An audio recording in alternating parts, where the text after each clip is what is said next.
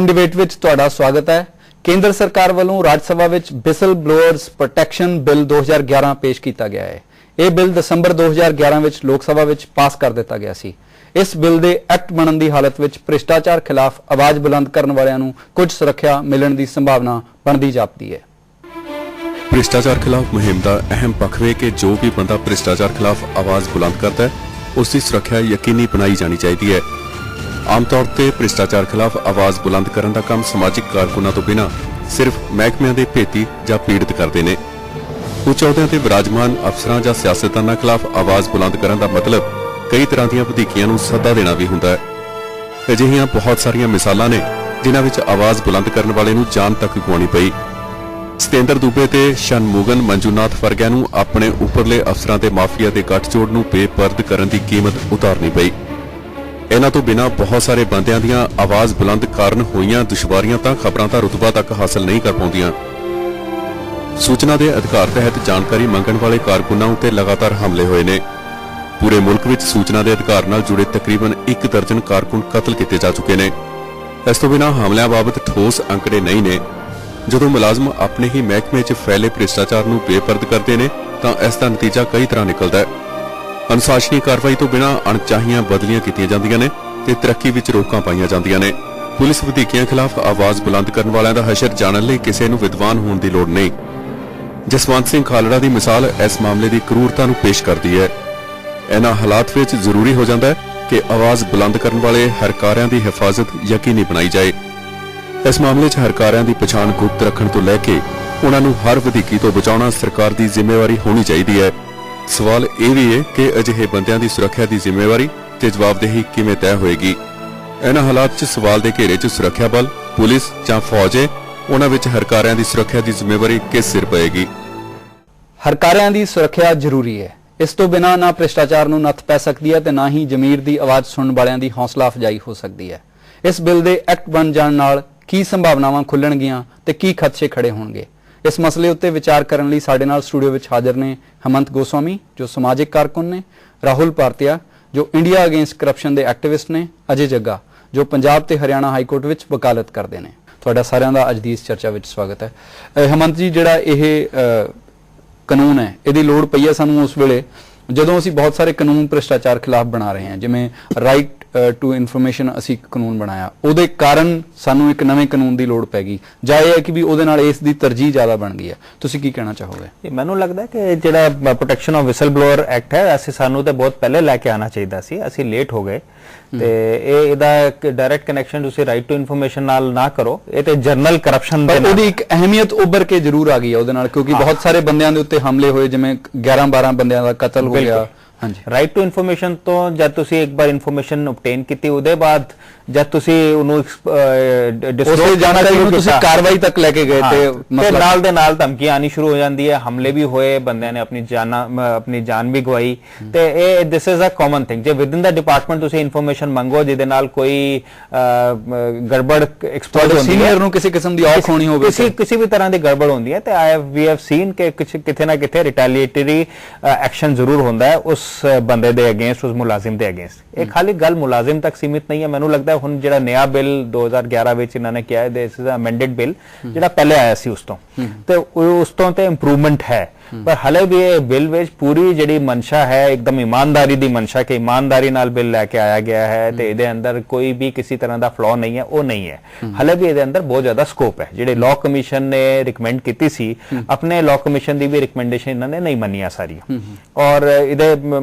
जिहड़ा मैं देख रहा इहदे विच हले भी एक पीरियड ऑफ लिमिटेशन इन्हां ने रखता, मल्टीपल कंपीटेंट अथॉरिटीज क्रिएट करती ते जिहड़ा इन्फॉर्मेशन जिहड़ा डिस्कलोज कर रहा है, जिहड़ा विसल ब्लो कर रहा है, उहदे ਲਈ ਸਜ਼ਾ ਦਾ ਪ੍ਰੋਵੀਜ਼ਨ ਹੈ। ਜੇ ਤੁਸੀਂ ਠੀਕ ਇਨਫੋਰਮੇਸ਼ਨ ਨਹੀਂ ਦੱਸੀ, ਜੇ ਉਹ ਕਹਿੰਦੇ ਨੇ ਜੇ if you are not able to prove your case and it has found ਕਿ ਤੁਹਾਡੀ ਇਨਫੋਰਮੇਸ਼ਨ ਠੀਕ ਨਹੀਂ ਹੈ ਤਾਂ ਉਲਟਾ ਤੁਹਾਨੂੰ ਸਜ਼ਾ ਉਹ ਪਹਿਲਾਂ ਨਾਲੋਂ ਘਟਾ ਦਿੱਤੀ ਗਈ ਹੈ ਕਿ ਜੇ ਤੁਸੀਂ ਕਿਸੇ ਦੀ ਸ਼ਿਕਾਇਤ ਕਰਦੇ ਹੋ ਤੇ ਸ਼ਿਕਾਇਤ ਤੁਹਾਡੀ ਸੱਚੀ ਨਹੀਂ ਨਿਕਲਦੀ ਤੇ ਇਹ ਪਾਇਆ ਜਾਂਦਾ ਕਿ ਤੁਸੀਂ ਸ਼ਿਕਾਇਤ ਕਿਸੇ ਜਾਣ ਬੁੱਝ ਕੇ ਕੀਤੀ ਹੈ ਜਾਂ ਕਿਸੇ ਹੋਰ ਕਾਰਨ ਕੀਤੀ ਹੈ ਤੇ ਹੁਣ ਸਜ਼ਾ ਘਟਾ ਦਿੱਤੀ। ਦੇਖੋ, ਜੇ ਮੈਂ ਡਾਇਰੈਕਟਲੀ ਪੁਲਿਸ ਨੂੰ ਐਫ ਆਈ ਆਰ ਲਿਖਵਾਵਾਂ ਜਾਂ ਮੈਂ ਕੋਰਟ ਚਲੇ ਜਾਵਾਂ ਤੇ ਮੈਨੂੰ ਕੋਈ ਸਜ਼ਾ थोड़ा लगनी है। तो विसल ब्लोअर वे जो विद इन द डिपार्टमेंट रह के मैं तुहानू दस रहा कि एक गड़बड़ हो रही है, why should the burden of proof be on me? Law commission ने भी कहा है कि बर्डन ऑफ प्रूफ, इवन जी स्टैंडिंग कमेटी है उन्हें भी कहा है कि burden of proof is not to be on the person ਜਿਹੜਾ डिस्कलोज कर रहा है कि मेरे डिपार्टमेंट से एक गड़बड़ हो रही है। ਇਹਦੇ ਇਲਾਵਾ ਹੋਰ ਬੜੀ ਚੀਜ਼ਾਂ ਹੁਣ ਇਹਦੇ ਅੰਦਰ ਇਹਦੇ ਦਾਇਰੇ ਦੇ ਅੰਦਰ ਮਿਨਿਸਟਰ ਨਹੀਂ ਹੈ, ਕੰਪੀਟੈਂਟ ਅਥਾਰਟੀ ਇਹਨਾਂ ਨੇ ਬਣਾਤਾ ਪ੍ਰਾਈਮ ਮਿਨਿਸਟਰ ਨੂੰ। प्राइम मिनिस्टर ਨੂੰ ਤੁਸੀਂ ਕੰਪੀਟੈਂਟ ਅਥਾਰਟੀ, ਜੇ ਮੈਂ ਪ੍ਰਾਈਮ ਮਿਨਿਸਟਰ ਦੀ ਸ਼ਿਕਾਇਤ ਕਰਨੀ ਹੈ ਪ੍ਰਾਈਮ ਮਿਨਿਸਟਰ ਨੂੰ ਸ਼ਿਕਾਇਤ ਭੇਜਾਂਗਾ, ਦਿਸ ਇਜ਼ ਐਬਸੋਲੂਟਲੀ ਇਨਕਰੈਕਟ। ਫਿਰ ਹਾਈ ਕੋਰਟ ਤੇ ਬਾਕੀ ਹੋਰ ਇਹਨਾਂ ਨੇ ਉਹਨਾਂ ਨੂੰ ਜੁਡੀਸ਼ਰੀ ਨੂੰ ਜਿਹੜੀ ਸਾਰੀ ਦਲੀਲ ਲੋਕਪਾਲ ਬਿੱਲ ਦੇ ਬਾਰੇ ਵਿੱਚ ਹੈਗੀ ਆ ਉਹ ਇਹਦੇ ਉੱਤੇ ਵੀ ਲਾਗੂ ਹੁੰਦੀ ਆ ਉਸੇ ਤਰੀਕੇ ਨਾਲ, ਖਾਸ ਤੌਰ ਤੇ ਉੱਤੇ ਖਦਸ਼ਿਆਂ ਦੇ ਮਾਮਲੇ 'ਚ। ਖਰਚਿਆਂ ਦੇ ਮਾਮਲੇ ਵਿੱਚ ਇੰਟੈਲੀਜੈਂਸ ਏਜੰਸੀਜ਼ ਨੂੰ ਕੱਟਤਾ, ਆਰਮੀ ਨੂੰ ਕੱਟਤਾ। ਸਾਨੂੰ ਪਤਾ ਅੱਜ ਦੀ ਡੇਟ ਵਿੱਚ ਕਰਪਸ਼ਨ ਆਰਮੀ ਵਿੱਚ ਵੀ ਹੈ, ਉਹਦਾ we could have another provision. National security ਤੇ ਪਬਲਿਕ ਸੇਫਟੀ ਦੇ ਨਾਂ ਦੇ ਉੱਤੇ ਦੋਨੇ ਪ੍ਰੋਵੀਜ਼ਨਸ ਬਿਲਕੁਲ, and we could have another provision ਜਿਹਦੇ ਵਿੱਚ ਵੀ ਕੁਡ ਹੈਵ ਸੈਟ ਕਿ ਇੰਟੈਲੀਜੈਂਸ ਏਜੰਸੀ ਆਰਮੀ ਦਾ ਹੋਏਗਾ ਤੇ ਉਹਦਾ ਇਹ ਪ੍ਰੋਸੀਜਰ ਹੋਏਗਾ ਜਾਂ ਉਹਦੇ ਵਿੱਚ ਇਸ ਤਰ੍ਹਾਂ ਹੋਏਗਾ। ਉਹ ਅਸੀਂ ਰੱਖ ਸਕਦੇ ਸੀ। ਇਹ ਗਲਤ ਹੈ ਕਿ ਅਸੀਂ ਵੀ ਸ਼ੁਡ ਸੇ ਕਿ ਇੰਟੈਲੀਜੈਂਸ ਏਜੰਸੀ ਆਰਮੀ ਦੇ ਵਿੱਚ ਕਵਰਡ ਨਹੀਂ ਹੋਏਗੀ ਜਾਂ ਉਹਨਾਂ ਦੇ ਬਾਰੇ ਕੋਈ ਡਿਸਕਲੋਜ਼ਰ ਨਹੀਂ ਹੋ ਸਕਦਾ। ਡੀਆਰਡੀਓ ਦੀ ਕਰਪਸ਼ਨ ਦਾ ਸਾਨੂੰ ਪਤਾ ਹੈ ਪਿੱਛੇ ਕਿੰਨਾ ਆਇਆ ਹੈ। ਇਹਦੇ ਇਲਾਵਾ ਸਾਨੂੰ ਵਿਦਿਨ ਦਾ ਆਰਮੀ ਪਤਾ ਹੈ, ਰੋਜ਼ ਵਿਸਕੀ ਦੇ ਟਰੱਕ ਤੇ ਪੈਟਰੋਲ ਦੀ ਚੋਰੀ ਤੇ ਇਹ ਸਾਰੀ ਚੀਜ਼ਾਂ ਸਾਨੂੰ ਰੋਜ਼ ਦੀ ਪਤਾ ਹੈ ਕਿ ਆਰਮੀ ਵਿੱਚ ਕੀ ਕੀ ਹੁੰਦਾ ਹੈ। ਤੇ ਇਹ ਜਿਹੜਾ ਹੈ ਮੈਨੂੰ ਲੱਗਦਾ ਹੈ ਹਾਲੇ ਜਿਹੜਾ ਇਹ ਬਿੱਲ ਹੈ ਬੇਸ਼ੱਕ ਰਾਜ ਸਭਾ ਨੇ ਵਿਦ ਅ ਫਿਊ ਅਮੈਂਡਮੈਂਟ ਉਹਨੂੰ ਪਾਸ ਕਰਤਾ, ਲੋਕ ਸਭਾ ਨੇ ਇਹਨੂੰ ਕੁਝ ਪਾਸ ਕਰਤਾ, ਹੁਣ ਰਾਜ ਸਭਾ ਦੇ ਵਿੱਚ ਟੇਬਲ ਹੋਇਆ, ਪਰ ਮੈਨੂੰ ਲੱਗਦਾ ਹੈ ਇਹ ਹਾਲੇ ਕੰਪਲੀਟ ਨਹੀਂ ਹੈ। ਇਹਦੇ ਵਿੱਚ ਬੜਾ ਜ਼ਿਆਦਾ ਸਕੋਪ ਹੈ ਇੰਪਰੂਵ ਕਰਨ ਦਾ। ਹਾਂਜੀ, ਉਹ ਜਿਹੜੇ इंप्रूवमेंट वाले मसले थे मैं थोड़े को दोबारा आऊंगा। राहुल, आप क्या सोचते हैं इस मामले में, क्योंकि करप्शन के मामले में इस बिल को बहुत अहम माना गया। बहुत एक इम्पॉर्टेंट बात अभी हुई है कि अगर कोई विसल ब्लोअर बिल के अंडर आरटीआई से इंफॉर्मेशन लेके और अगर उसकी इन केस जब उसने अपील की और वो प्रूव नहीं कर पाए तो उसको सजा मिलेगी। कोई भी आदमी जब तक उसके पास सबूत नहीं होगा और आरटीआई से इन्फॉर्मेशन लेने के बाद वही डिपार्टमेंट उसको इन्फॉर्मेशन देगा। ये सिर्फ आरटीआई का मसला नहीं है, मसला ये है कि एक विसल ब्लोअर है जिसने आपको शिकायत की है कि इस किस्म की करप्शन इस डिपार्टमेंट में है या इस किस्म की करप्शन फला ऑफिसर कर रहा है, और अगर आप अपना जो आपने इल्जाम लगाया उसको साबित नहीं कर पाए तो आपको सजा मिलेगी। ये बात है उसमें सिर्फ आरटीआई का मसला नहीं है। हेमंत जी ने बिल्कुल ठीक बात कही है। अगर आज मैं पुलिस में भी चला जाऊंगा और मैंने किसी के खिलाफ कंप्लेंट लॉन्च कर दी और वो कंप्लेंट वो इन केस मेरी तरफ से जो कंप्लेंट गया था वो क्लियर नहीं हो पाया, वो प्रूव नहीं हो पाया, तो मुझे कोई सजा नहीं है। तो ये तो बिल्कुल गलत इसके अंदर एक पॉइंट डाला गया है।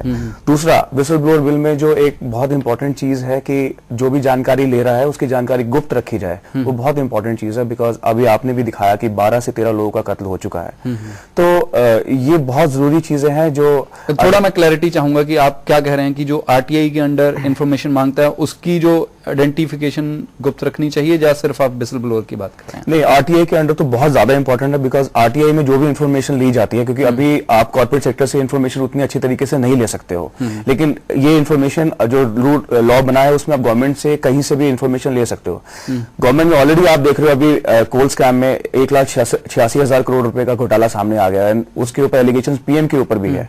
तो अगर इतने भारी भरकम घोटाले हो रहे हैं और अगर इस तरीके की इंफॉर्मेशन कहीं से निकल रही है, आज हम सब लोग सुन पा रहे हैं, पूरा मीडिया इसको दिखा रहा है, लोग सुन पा रहे हैं, तो कहीं ना कहीं आरटीआई का बहुत इंपॉर्टेंट रोल है। और अगर 12-13 लोग जिनकी डेथ हुई है, जिनको मारा गया है, उन्होंने कहीं ना कहीं ऐसे ही मुद्दा उठाया जो बहुत सेंसिटिव मुद्दा था, और वो सेंसिटिव मुद्दा होने की वजह से उन लोगों के ऊपर अफेक्ट आ रहा था जिन्होंने बहुत भारी करप्शन किया है, बहुत पावरफुल लोग उसके साथ। इन लोगों से लड़ना और इन लोगों को फेस करना it's not an easy task, बहुत आसान काम नहीं है। तो अगर आप ऐसे मजबूत लोगों से, ऐसे शक्तिशाली लोगों के खिलाफ एक ऐसी चीज इंफॉर्मेशन लेके आ रहे हो जो उनको जेल में लेके जा सकती है या फिर उनको सजा दे सकती है, तो इसमें बहुत इंपॉर्टेंट हो जाता है कि आपको एक प्रोटेक्शन मिले। जगह जी, ਜਿਹੜਾ ਹੈ ਜਿਸ ਮਾਹੌਲ ਦੇ ਵਿੱਚ ਇਹ ਬਿੱਲ ਬਣਾਇਆ ਜਾ ਰਿਹਾ ਹੈ ਕਾਨੂੰਨ, ਤੇ ਇਸ ਮਾਹੌਲ ਦੇ ਵਿੱਚ ਇਹ ਕਾਨੂੰਨੀ ਪੇਸ਼ਬੰਦੀ ਜ਼ਰੂਰੀ ਹੈ, ਪਰ ਜਿਹੜੀਆਂ ਸਾਰੀਆਂ ਖਾਮੀਆਂ ਦੀ ਗੱਲ ਹੋ ਰਹੀ ਹੈ, ਤੁਹਾਨੂੰ ਕੀ ਲੱਗਦਾ ਹੈ ਕਿ ਕਿਵੇਂ ਇਹ ਐਡਰੈਸ ਹੋ ਸਕਦੀਆਂ ਨੇ?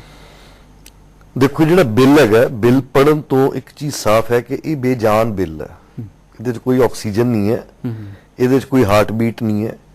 ਲੇਕਿਨ ਬੈਸਟ ਪਾਰਟ ਜਿਹੜਾ ਹੈਗਾ ਉਹ ਇਹਦਾ ਇਹ ਹੈਗਾ ਕਿ ਐਟਲੀਸਟ ਇੱਕ ਇਸ਼ੂ ਜਿਹੜਾ ਹੈ ਉਹ ਸਰਫੇਸ ਤੇ ਆ ਰਿਹਾ।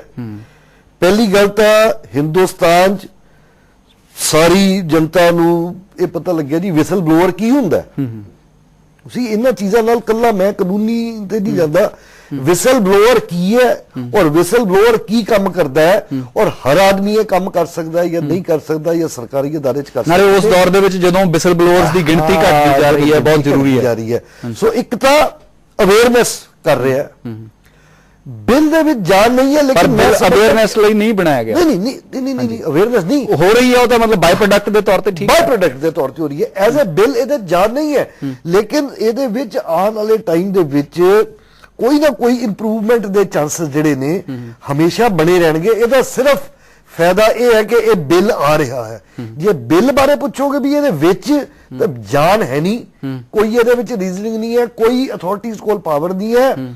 ਉਹ ਸਿਰਫ ਸਿਸਟਮ 'ਚ ਜਿੱਥੇ ਕਿਤੇ ਕੋਈ ਐਰਰ ਆ ਰਿਹਾ ਹੈ ਉਹਦੀ ਰੈਕਟੀਫਿਕੇਸ਼ਨ ਕਰ ਸਕਦੀਆਂ, ਡਿਸਪਲਿਨਰੀ ਪ੍ਰੋਸੀਡਿੰਗ 'ਚ ਵੀ ਬਹੁਤਾ ਨਹੀਂ ਜਾ ਸਕਦੀਆਂ, ਉਸ ਅਫਸਰ ਦੇ ਅਗੇਂਸਟ ਕੰਪਲੇਂਟ ਹੈ ਉਹਦੇ ਵਿੱਚ ਵੀ ਨਹੀਂ ਜਾ ਸਕਦੀਆਂ।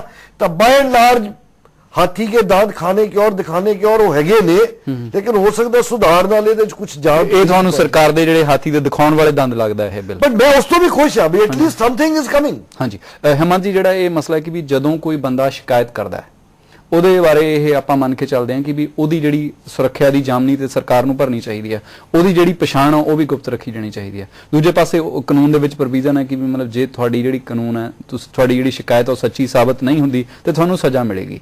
ਇਹ ਜਿਹੜੇ ਦੋਨੇ ਮਸਲੇ ਨੇ, ਇੱਕ ਪਾਸੇ ਤੁਹਾਡੀ ਪਛਾਣ ਗੁਪਤ ਰੱਖੀ ਜਾਵੇ ਤੇ ਦੂਜੇ ਪਾਸੇ ਤੁਹਾਨੂੰ ਸਜ਼ਾ ਨਾ ਦਿੱਤੀ ਜਾਵੇ, ਤੇ ਜਿਹੜਾ ਤੁਹਾਡੀ ਸ਼ਿਕਾਇਤ ਨੂੰ ਸਾਬਤ ਕਰਨ ਦਾ ਐਵੀਡੈਂਸ ਲਿਆਉਣ ਦਾ ਜਿਹੜਾ ਸਾਰੇ ਦੇ ਸਾਰੀ ਜ਼ਿੰਮੇਵਾਰੀ ਤੁਹਾਡੇ ਸਿਰ ਨਾ ਪਾਈ ਜਾਵੇ, ਇਹ ਅਹਿਮ ਮੁੱਦੇ ਨੇ। ਦੇਖੋ ਲਾਅ ਕਮਿਸ਼ਨ ਨੇ ਜਿਸ ਟਾਈਮ ਉਹਨਾਂ ਨੇ ਰਿਕਮੈਂਡ ਕੀਤਾ ਸੀ, ਲਾਅ ਕਮਿਸ਼ਨ ਨੇ ਕਿਹਾ ਸੀ ਕਿ ਐਨੋਨਿਮਿਟੀ ਜਿਹੜੀ ਹੈ ਉਹ ਤੇ ਐਸੈਂਸ ਹੈ ਵਿਸਲ ਬਲੋਅਰ ਐਕਟ ਦਾ।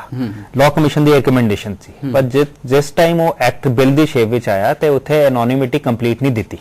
ਬਿੱਲ ਵਿੱਚ ਇਹ ਲਿਖਿਆ ਹੋਇਆ ਹੈ ਕਿ ਜੇ ਜਿਹੜੀ ਕੰਪੀਟੈਂਟ ਅਥਾਰਟੀ ਹੈ ਉਹ ਹੈਡ ਆਫ ਦਾ ਡਿਪਾਰਟਮੈਂਟ ਨੂੰ ਜਿਹੜਾ ਕੰਪਲੇਨੈਂਟ ਹੈ ਉਹਦੀ ਆਇਡੈਂਟੀਟੀ ਦੱਸ ਸਕਦੀ ਹੈ, ਪਰ head of the department the burden ਉਹਨਾਂ ਹੋਏਗਾ ਕਿ ਉਹ ਅੱਗੇ ਇਹਨੂੰ ਡਿਸਕਲੋਜ਼ ਨਾ ਹੋਣ ਦੇ, ਬਾਕੀਆਂ ਸਾਰਿਆਂ ਨੂੰ ਨਾ ਪਤਾ ਲੱਗੇ। ਜੇ ਹੈਡ ਆਫ ਦਾ ਡਿਪਾਰਟਮੈਂਟ ਹੀ ਮਿਲਿਆ ਹੋਇਆ ਹੈ ਕਰਪਸ਼ਨ ਵਿੱਚ ਤੇ ਮੈਂ ਹੈਡ ਆਫ ਦਾ ਡਿਪਾਰਟਮੈਂਟ ਨੂੰ ਜਾਂ ਜੇ ਹੈਡ ਆਫ ਡਿਪਾਰਟਮੈਂਟ ਦੇ ਅਗੇਂਸਟ ਹੀ ਸ਼ਿਕਾਇਤ ਹੈ, ਐਨੀ ਪਰਮੂਟੇਸ਼ਨ ਕੰਬੀਨੇਸ਼ਨ, ਹਾਂਜੀ, ਤੇ ਹੈਡ ਆਫ ਦਾ ਡਿਪਾਰਟਮੈਂਟ ਨੂੰ ਅਸੀਂ ਕੰਪਲੇਨੈਂਟ ਦੱਸ ਸਕਦੇ ਹਾਂ ਤੇ ਕੰਪਲੇਨੈਂਟ ਦੀ ਕਿੱਥੇ ਪ੍ਰੋਟੈਕਸ਼ਨ ਹੋਈ। ਦੂਜੀ ਗੱਲ, ਜਿਹੜਾ ਕੰਪਲੇਨੈਂਟ ਹੈ ਇਹਦੇ ਵਿੱਚ ਜੇ ਤੁਸੀਂ ਜੇ let's say head of the department ਜਾਂ ਵਿਦ ਇਨ ਦਾ ਮਿਨਿਸਟਰੀ ਜਾਂ ਵਿਦ ਇਨ ਦਾ ਗਵਰਨਮੈਂਟ ਉਸ ਵਿਸਲ ਬਲੋਅਰ ਦੇ ਅਗੇਂਸਟ ਕੋਈ ਐਕਸ਼ਨ ਲੈਂਦਾ ਹੈ, ਇਸ ਬਿੱਲ ਵਿੱਚ ਕੋਈ ਸਜ਼ਾ ਦਾ ਪ੍ਰੋਵੀਜ਼ਨ ਨਹੀਂ ਹੈ ਕਿ ਉਸ ਅਫਸਰ ਨੂੰ ਜਿਹੜਾ ਉਹਨੂੰ ਡਿਸਐਡਵਾਂਟੇਜ ਕਿਸੇ ਵੀ ਤਰ੍ਹਾਂ ਦਾ ਨੁਕਸਾਨ ਪਹੁੰਚਾਦਾ ਹੈ, ਉਹਦੀ ਟ੍ਰਾਂਸਫਰ ਕਰਦਾ ਹੈ, ਕੁਝ ਹੋਰ ਕਰਦਾ ਹੈ, ਉਹਦੇ ਅਗੇਂਸਟ ਕੀ ਐਕਸ਼ਨ ਹੋਏਗਾ, ਉਹਦਾ ਕੋਈ ਪ੍ਰੋਵੀਜ਼ਨ ਹੀ ਨਹੀਂ ਹੈ। ਸਿਰਫ ਇੰਟਰਿਮ ਆਰਡਰ ਇਹ ਪਾਸ ਕੀਤਾ ਜਾ ਸਕਦਾ ਵੀ ਉਹਦੇ ਅਗੇਂਸਟ ਕੋਈ ਐਕਸ਼ਨ ਨਹੀਂ ਲਓਗੇ, ਸਟੇਟਸ ਕਿਉਂ ਮੇਨਟੇਨ ਕੀਤਾ ਜਾਏਗਾ, ਇਹੀ ਆਰਡਰ ਪਾਸ ਹੋ ਸਕਦਾ ਹੈ। ਪਰ ਜੇ ਕਿਸੇ ਨੇ ਕੋਈ ਐਕਸ਼ਨ ਲਿੱਤਾ, ਕੋਈ ਐਡਵਰਸ ਰਿਪੋर्ट लिखती, कुछ और लिखता, ट्रांसफर करता, उधर लिए कोई सजा नहीं है, कोई सजा नहीं है। बड़ा राहुल जी, एक तो जो आदमी है उसको उसकी बेनामी शिकायत करने का जो मामला है और दूसरा उसकी जो पहचान है उसको गुप्त रखने का मामला है, आप इन दोनों को कितना अहम मानते हैं? देखिए, जो सोशल एक्टिविज्म है ये एक तरीके से चेक होता है सिस्टम के ऊपर अगर कहीं कुछ कमी आती है। जो आंदोलन, जो सारे इस मामले में कंप्लेंट करने वाले हैं वो सोशल एक्टिविस्ट नहीं है। चलिए, मैं सोशल उसमें बहुत सारे जो डिपार्टमेंट में हैं जो जस्ट उनको कॉन्शियस की आवाज उन्होंने सुनी और मैं इसको एक्टिविज्म में एक चीज ऐड कर दूं यहाँ पर, मैं सॉरी राहुल, मैं इसमें एक चीज मैं ये ऐड करना चाहूंगा कि ये जो एक्ट है, पहले वाला जो बिल था उसमें ये था कि खाली पब्लिक सर्वेंट कर सकते हैं शिकायत। अब वाले बिल में ये ऐड हो गया कि पब्लिक सर्वेंट कर सकते हैं, एनजीओज भी कर सकती हैं, any member of the public कर सकता है अगेंस्ट अ पब्लिक सर्वेंट। पर इस बिल में अभी कमी है, अगर हम बाकी देशों में करें, मैं राहुल जी की बात को सपोर्ट कर रहा हूं, यहाँ पर कॉर्पोरेट सेक्टर इंक्लूड नहीं किया हमने, कॉर्पोरेट के अलावा हमने इसमें एनजीओज नहीं किया जो गवर्नमेंट से ग्रांट लेती है। आज की डेट में एनजीओज पार्टनर करती हैं गवर्नमेंट को, तो वो हमने इंक्लूड नहीं किया। सेमी और बहुत सारे जो सरकारी प्रोजेक्ट हैं वो एनजीओज के थ्रू चलते हैं, even AIDS control society. Hemant ji, मैं थोड़े को इस गल नाल ही वापस आवांगा। राहुल, मैं आपके पास वापस आ रहा हूं। अभी हुण वेला हो गया एक छोटे ਜਿਹੇ ब्रेक ਦਾ। इस ब्रेक तो बाद ਅਸੀਂ ਇਹ ਚਰਚਾ ਅੱਗੇ ਜਾਰੀ ਰੱਖਾਂਗੇ।